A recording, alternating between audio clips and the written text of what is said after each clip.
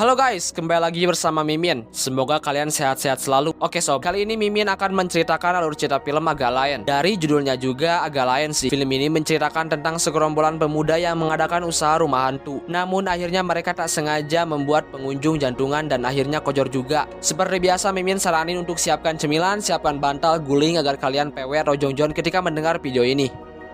Film ini dibuka dengan memperlihatkan suasana keramaian di sebuah tempat wahana pasar malam, Rawasenggol.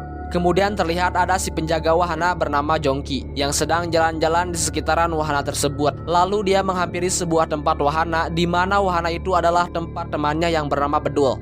Di sana dia membuka sebuah wahana yang dimana kalau ada orang yang melempar bola terus tepat sasaran, maka orang yang berada di tengah duduk di atas itu akan masuk ke dalam kolam. Saat itu wahana itu pun laku keras dan juga penontonnya pun juga banyak. Dan di sini Okilah yang berperan sebagai orang yang berada di atas kolam, di mana dia ini baru saja keluar dari penjara karena kasus obat-obatan, dan dia ini baru saja bekerja selama 2 hari. Namun selama dia bekerja di situ, dia pun terlihat sangat tersiksa dan juga kedinginan karena dia yang terus-terusan masuk ke dalam kolam. Karena kena terus, Oki pun lalu menyuruh orang itu untuk tidak lagi melempar karena ia sudah kelelahan. Melihat raut wajah Oki yang sangat menyedihkan, orang itu pun tidak akan melempar lagi, dan Oki pun mengucapkan terima kasih kepada orang itu. Namun tiba-tiba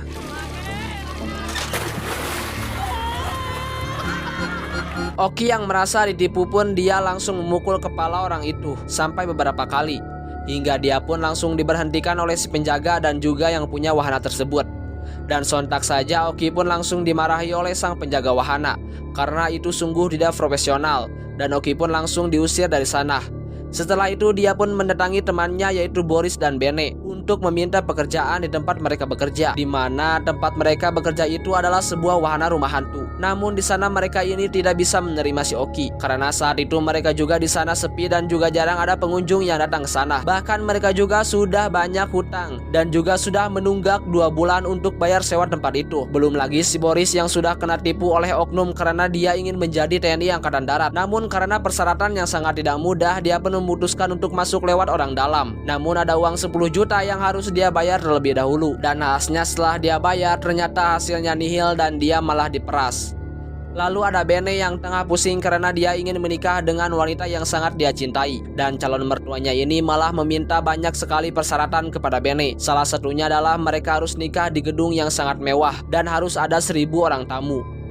Kemudian ada Jegel yang baru saja pulang dari masjid. Awalnya di sini Oki mengira jika Jegel ini sudah tobat dari perjudian. Namun rupa-rupanya si Jegel ini ke masjid bukan untuk ibadah, melainkan untuk mengumpat atau lari dari debt collector karena dia ini banyak sekali hutang. Kemudian ada Marlina yang bertugas sebagai penjaga tiket di wahana rumah hantu itu. Dan di sini Marlina pun sangat kaget melihat Oki yang ternyata masih hidup.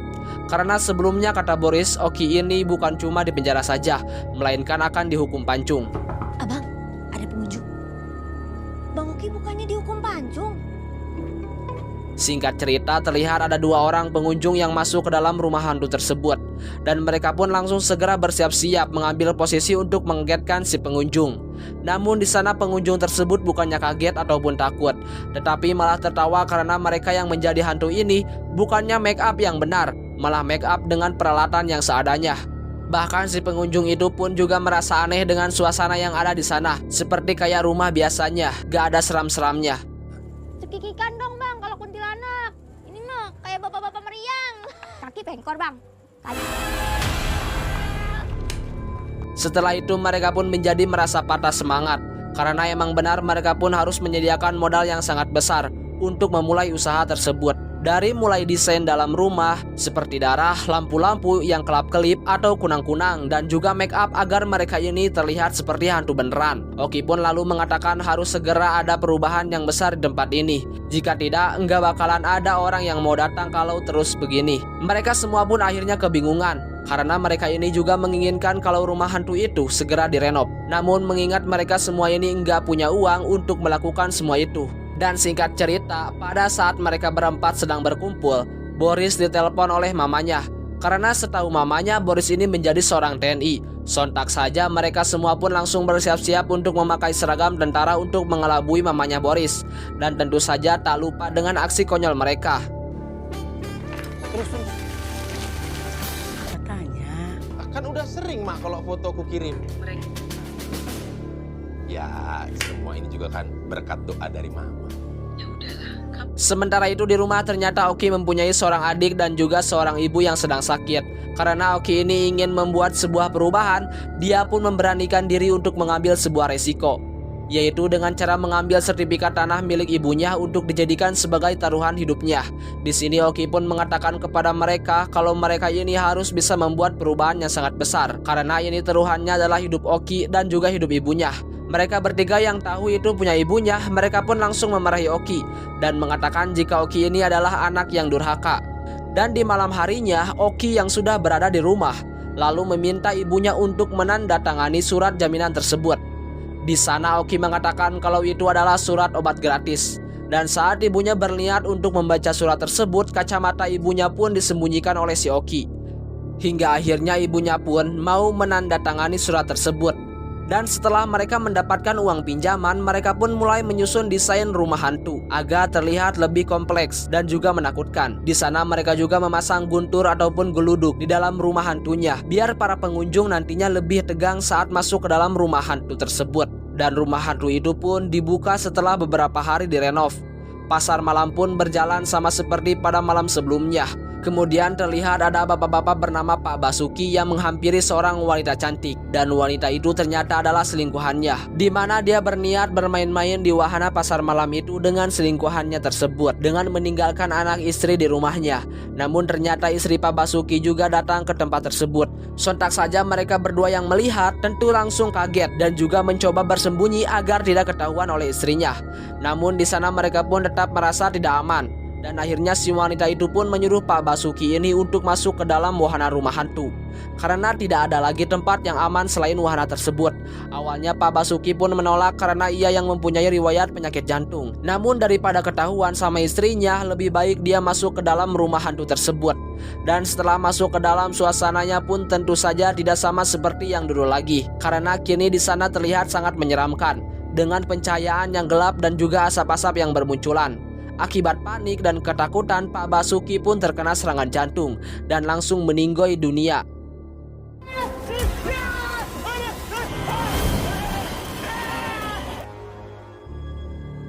Mereka berempat pun kemudian mencoba membangunkan Pak Basuki dengan berbagai cara. Namun si bapak itu tidak bangun-bangun juga. Mereka pun akhirnya menyadari kalau si bapak itu telah mati. Dan Jegel pun langsung menyuruh Marlina untuk segera menutup rumah hantu tersebut.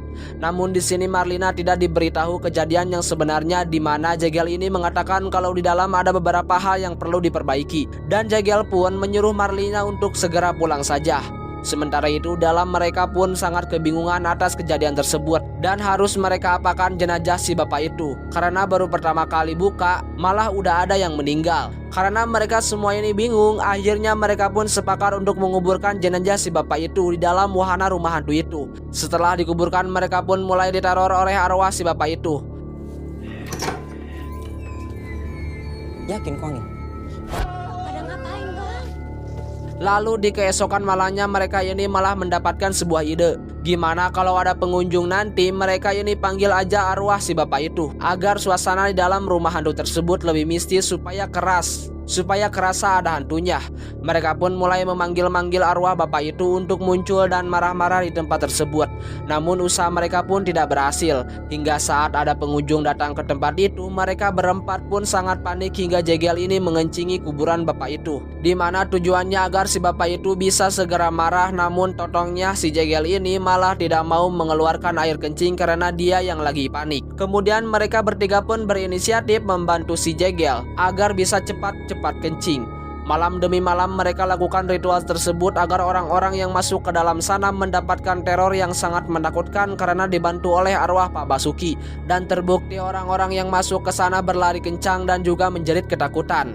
Dan setelah beberapa minggu kemudian akhirnya mereka pun mempunyai hasil yang cukup memuaskan, di mana Jegel akhirnya bisa membayar utang-utangnya dan sertifikat tanah pun juga bisa mereka tebus kembali. Tentunya mereka ini pun sangat puas dengan hasil kerja keras mereka. Dan bahkan mereka beruntung berkat bapak itu dikuburkan di tempat tersebut, karena itu ternyata menurunkan banyak rezeki buat mereka. Lalu pas mereka melihat berita di TV, ada berita tentang orang yang hilang.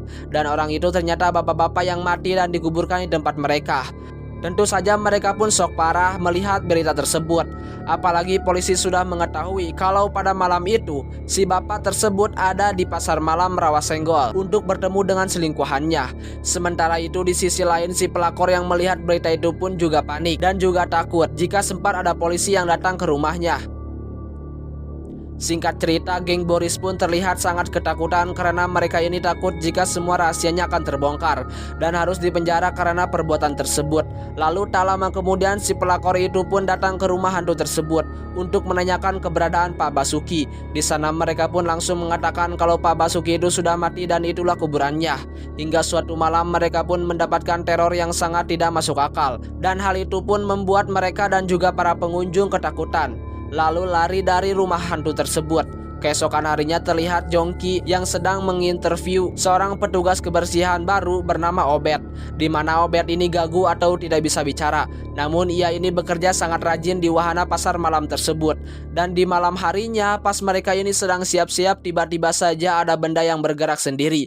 Dan mereka pun merasa kalau itu adalah arwah Pak Basuki yang marah kepada mereka berempat. Hingga suatu ketika si Obet ini pun mempergoki geng Boris dan mengetahui rahasia tentang kasus kematian Pak Basuki, di mana mereka berempat ini lalu berniat menyogok si Obet dengan uang hasil kerja mereka malam itu. Namun si Obet yang panik pun langsung kabur dan terjatuh dari salah satu wahana di pasar malam tersebut.